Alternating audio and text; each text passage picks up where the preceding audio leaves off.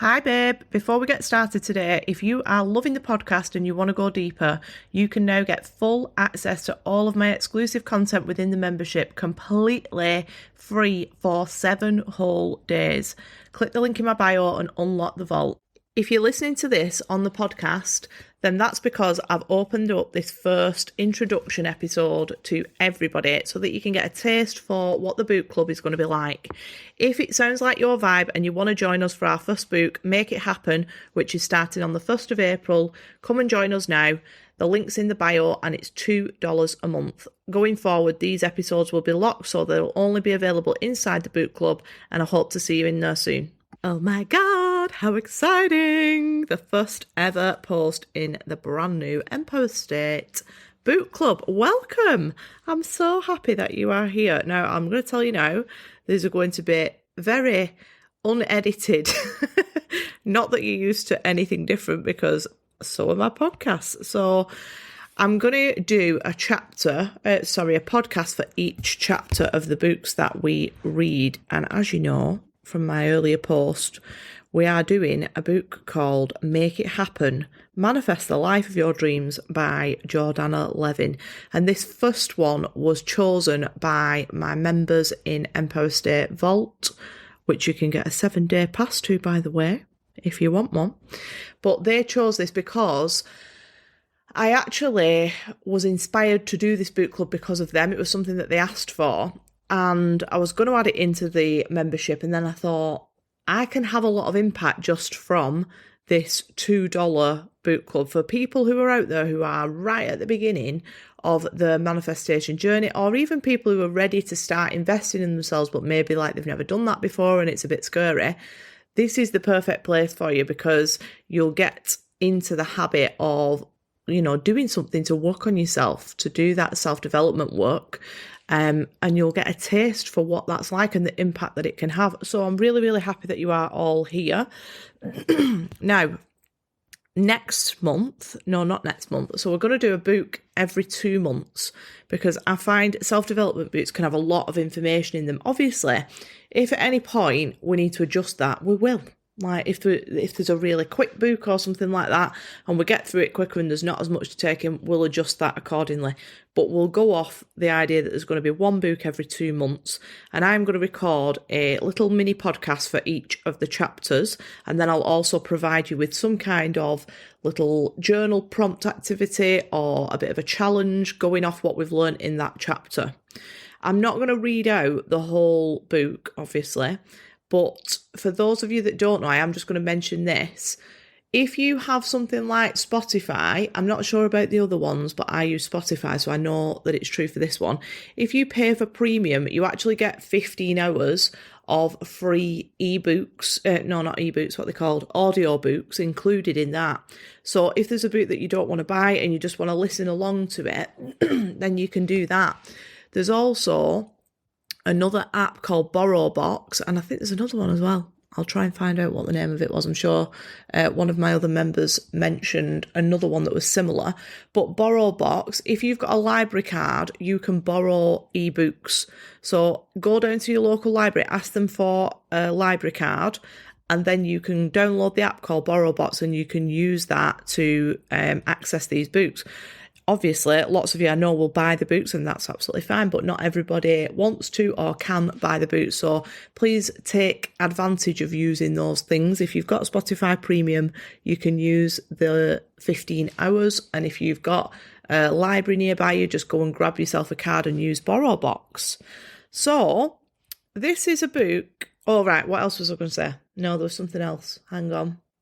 Oh, right. Yeah. So going forward, because our members in the vault chose this first one, because initially I was just going to do it for those guys, we will vote in the group. So I'll give you probably 2 or 3 books each month, and then we'll have a vote and we'll do that book that you choose. So, right, let's get started. So I'm not going to record the first chapter, but I just wanted to do a little introduction and say hello and get excited. But this is a book that I haven't actually read for around, I'm going to say, 3 years. And if you've been following me for a long time, you will know that I used to create content around the law of attraction, because that's what most people find when they come across manifestation content, and I was exactly the same. You'll also know that I now teach the law of assumption. Oh, my neighbours are booting off. Honestly, they're always kicking off outside all the time. She slapped him right head with a tea towel a couple of weeks ago. Anyway, so this book I read when I was teaching the law of attraction. I can't actually remember whether it was more law of attraction-y vibes or more law of assumption-y vibes, but can you hear them? I don't look. I've actually got like a little. What the fuck's going on? What is going on? Gloria's come out of our bedroom to go and have a look. Sorry, I told you it was going to be unedited. Right, so I've not read it since then, and I'm hoping that it's more law of assumption yet, but I did have a little panic and think, oh my God, I hope this isn't a really law of attraction-y book and I'm sort of going against everything that I tell you, but I don't think it is, because I've had a little flick through it and there are some things that are making me think, Jordana Levin knows what she's talking about. So what I am going to do is I'm going to read out the whole of the introduction part, and then going forward, I will just pick out the key parts that I am going to talk to you about, and then we'll just have a little discussion about it. And of course, I really encourage you to come inside the group and use the community page to give me your thoughts, give me your takeaways, share what's worked for you. If you've had a win, come and share it with us, because this is all about building a community. So I think it's about 5 pages. So have you got yourself sitting comfortably? And if so, I shall begin. So here we go. First, a confession.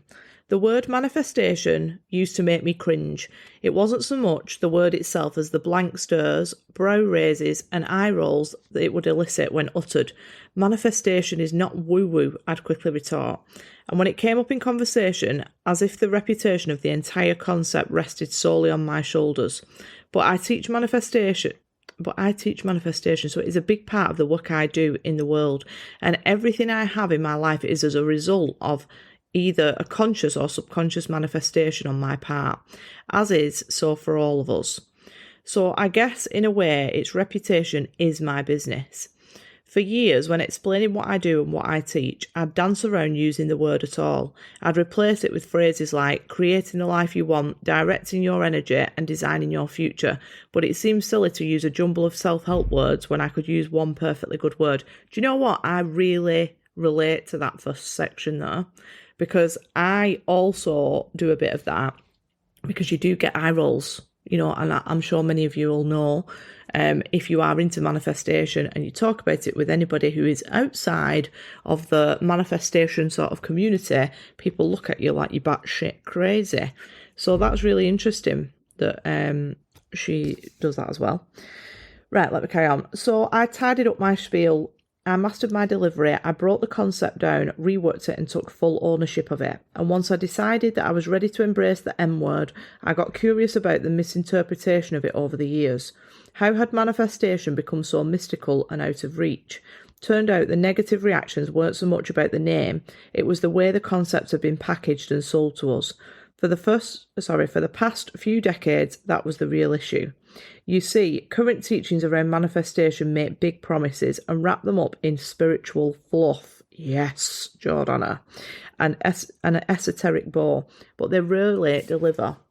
And a surefire way to tarnish a concept is to have people all over the world failing to manifest their dream life after being told that all they need to do to achieve it is simply believe they can have it.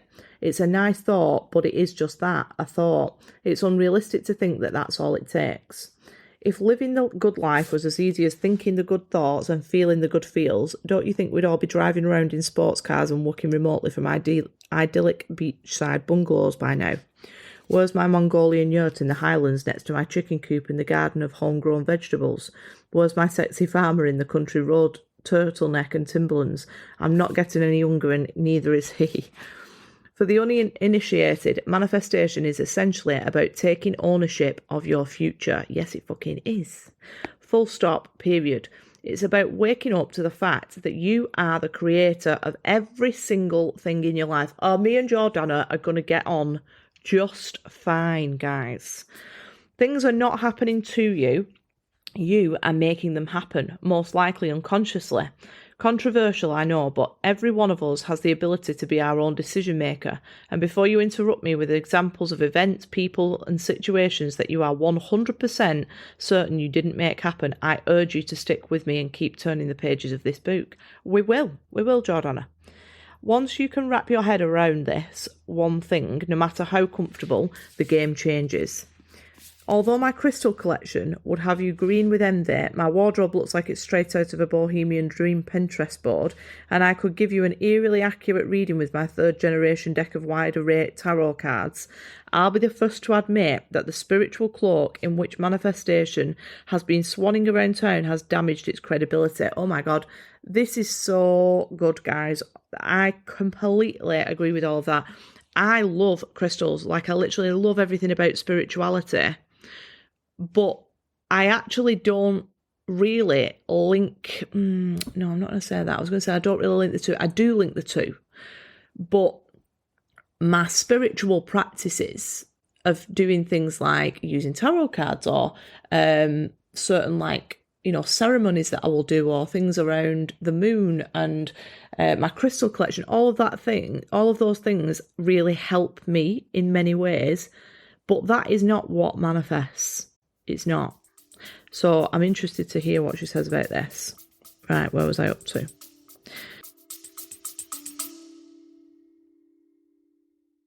Just a quick break to tell you that I have launched a brand new coaching program, which is all about manifesting money. Consciously Wealthy, 4 weeks to rewire for wealth, and we're starting at the end of March. There are only 6 spaces in total, and some of those have already gone. So if you want to be a part of this life-changing program that took me from red letters to 12k in just a few months, click the link in my bio to save your space now. I'll be the first to admit that spiritual cloak in which manifestation has been swanning around town has damaged its credibility. It absolutely has. It's not seen as a tool that is accessible to everyone, which it most certainly is. Yes, I love this book already. Let me be clear, I'm not here to take the spirit out of manifestation. I just want you to know that it doesn't require all of the woo-woo adornments in order to work. The teachings in this book can be understood and applied by everybody. You, your ultra-pragmatic dad, your sceptical sister, your yoga-loving mung bean-eating cousin, the whole motley crew. I grew up with a hippie for a mother and a corporate powerhouse for a father. I inherited my mother's imagination and my father's practicality. I've devoured the spiritual teachings of manifestation gurus such as Esther Hicks, Wayne Dyer and Mike Dooley. I've been fascinated by the scientific approaches to manifestation offered by Dr. Joe Dispenza. I am so obsessed with Dr. Joe Dispenza. He is the guy who got me back into really going deeper on manifestation it's quite a few years ago now, but I've always been interested in manifestation. Like since I was 17, I've been very, very interested in it. But discovering Dr. Joe Dispenza is what made me start to understand what was going on. So yeah, I'm glad she's mentioned him as well. And the humorous lab experiments introduced by Pam Grout. Pam Grout is the E-squared woman. I've got the book there on my shelf. It's a gratitude practice book, that one. I love the science and reason just as much as I value creativity, humour and spirituality. And it's because of my ability to see all sides that I think that you're really going to enjoy what I have to share in the way that I'm going to share it. I love this book already, guys. Honestly, I'm so happy about this. Because I did have a few reservations about it, and I thought, oh shit, like I don't know if I've put the wrong book forward here. But I warn you, I am partial to pop culture references, a randomly interjected hashtag, and shortening words just for the fun of it. Hashtag soz. But my intention is to lighten the mystery around what it means to manifest, remove the stigma of practicing it, and inject a bit of humour and humanness into it. Manifestation is not a massive spiritual undertaking. It's a little shift in perspective and energy expenditure. If you've opened this book as a skeptic, don't worry, you're safe here. If you've jumped in as a believer, you may just find different ways to apply what you already know to be true. And if you fall anywhere in between these two categories, you're still in for a deliciously enjoyable ride. This book is not your average manifestation book, but it is most definitely a book about manifestation. And yes, some of it is a little spiritual. I'm here for that, guys. I don't know about you. I love a bit of spiritual practices. I feel like it's such a massive part of my life to help me feel connected to my vision and to feel connected to a higher source. That's what I use my spirituality for. Anyway. But it's also practical, digestible, relatable, achievable, manageable, and if you're cool with me tooting my own horn, it's going to change the way you live your life. But please understand that I am not promising magic, millions, or mansions. Sorry. Although anything is possible, I also can't guarantee that manifesting will be easy, quick, or effortless.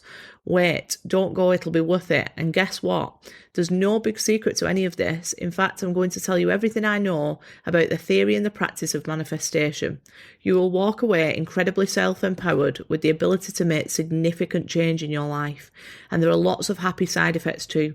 You'll probably sleep better, work more efficiently, and have more dollars in the bank, and fewer unnecessary stresses in your life, not to mention bucket loads of self-confidence and self-worth. You'll most likely be a better lover, friend, sibling, and parent. Honestly, you'll just be a more enjoyable human in general. Do you know what? I also really resonate with that, because I think manifestation for me, learning about the law of assumption in particular, it's brought me some incredible things, incredible experiences, incredible manifestations.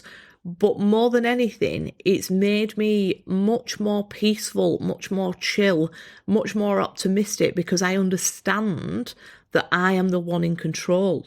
So I don't feel like I very often react to my circumstances anymore. And that is as a result of learning how to manifest consciously.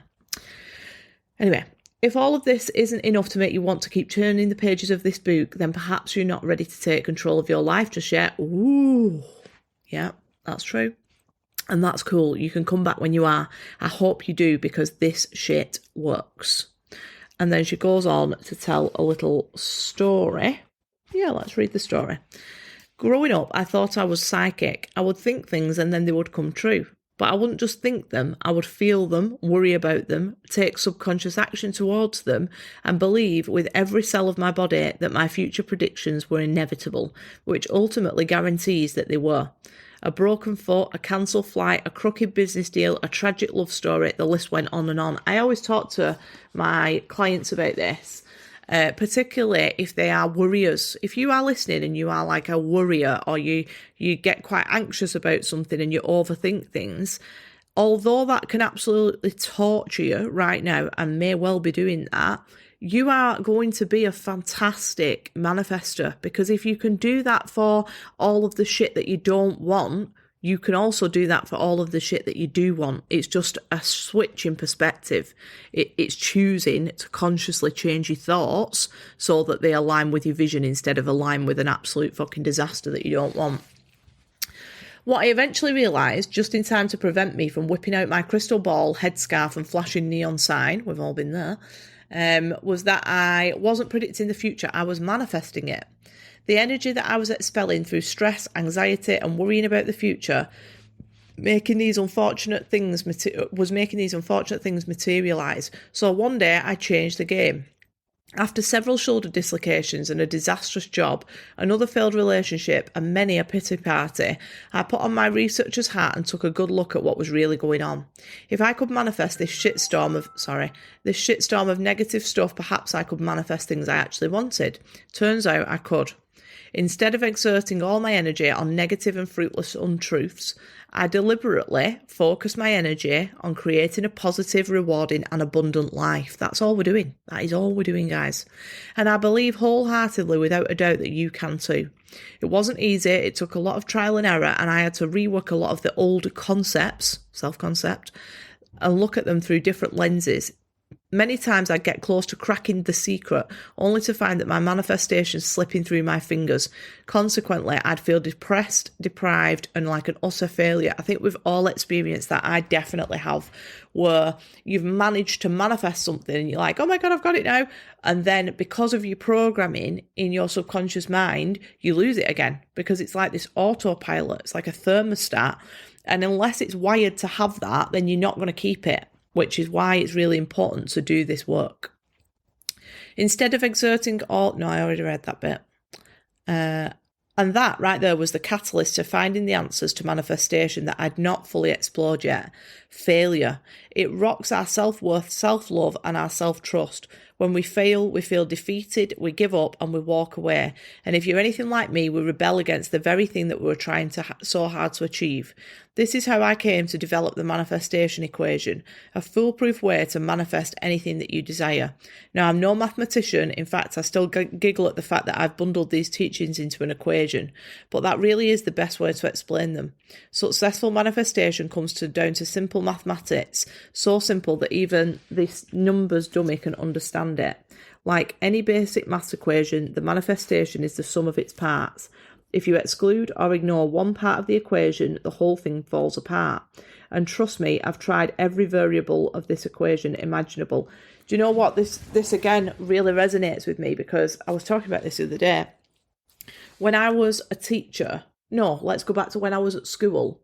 I was practically scared of doing maths, because I never understood what was going on. Like, I was just shit at it. And it was because nobody ever broke down what was actually going on so that I could understand it. And that's how I learn. Not everybody does, but that is how I learn. So for example, when you were doing like a long multiplication at school, and my teachers would say, you put the one under the line there.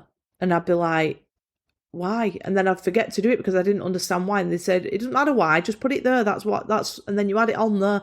I could never understand that because I couldn't retain my memory, which wouldn't keep that in.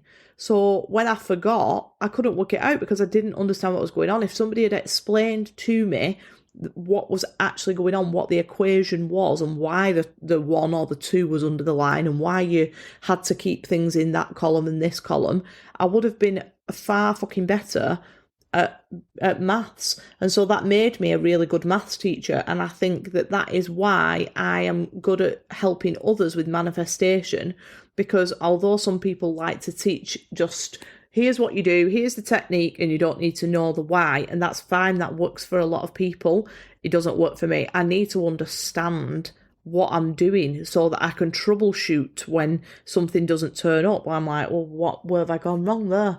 And a lot of the time, I think like law of attraction stuff tends to be, it puts it down to like divine timing. It wasn't meant to be. It's bullshit. That's all bullshit, in my opinion. I'm not saying there's no such thing as divine timing, but it's misunderstood. Divine timing is when you step into your divine energy. That's it. But if you are constantly waiting for something outside of yourself, you're really like going to get very, very inconsistent results. When you understand it and you can do the equation and you know what's going on, it suddenly becomes much easier. Right, so the last little bit here. Before we dive into the equation itself, I think it's important to share the power that the manifestation equation has wielded in my life and in the lives of my mentoring clients and event attendees. Using this equation, I've been able to manifest $20,000 not once but twice. I've manifested a new car, my ideal clients, sellout events, unbelievable business opportunities, great parking spots in the busiest beachside suburbs, free tuition, all expense paid holidays, and this book that you're reading now. My event attendees have manifested dream jobs, soulmates, babies, so many babies, large sums of money, holidays, property, meaningful connections, and many more wonderful things. But it's important at this point, before we get any further into the book and into the manifestation equation, that you understand that none of these things have been manifested, are due to luck. Yes, absolutely. It's nothing to do with luck. There's no such thing as luck. There's nothing outside of you. You are the only creator. I didn't win a car. I manifested the means to buy one. I didn't find £20,000 in a briefcase on the footpath. I manifested job opportunities that were worth the exact sum of money. The manifestation equation isn't a mystical mantra or a magic spell. It's a self-empowerment tool that, when used correctly, enables you to create anything you damn well want. And here's the thing, it doesn't matter whether you're manifesting a new car or a new parking spot. The energy you put behind it is exactly the same. Insert excited gasp here. After 3, guys, are you ready? 1, 2, 3. Sounds good. Right, let's do this. So that is the introduction to Make It Happen. And honestly, like, I am so much more excited to do this book now I've read that introduction. Oh my God, 23 minutes. I was thinking that these were going to be like 5-minute little quick voice notes, thinking, yeah, I'll just do a really quick voice note, like 5 minutes just to cover the key. No, brace yourself, guys. It's probably going to be like 20 minutes to half an hour, I'd imagine. But I'm really looking forward to doing this with you. So I'm going to post this now. It's the 22nd of March. We're not actually starting the book till the 1st of April, but that was just the introduction, and I think it'll be nice to get us all started. So when you've listened to this, I really encourage you to come into the group, say hello, introduce yourself, tell me what you're excited about, what are you manifesting, what are you consciously creating, and what are you hoping to get from this book club so that I can do better for you. So thank you for listening to the introduction to Make It Happen, and I will speak to you very soon. See you later, guys. Thanks for listening to today's episode. I really hope you enjoyed it and found value from it.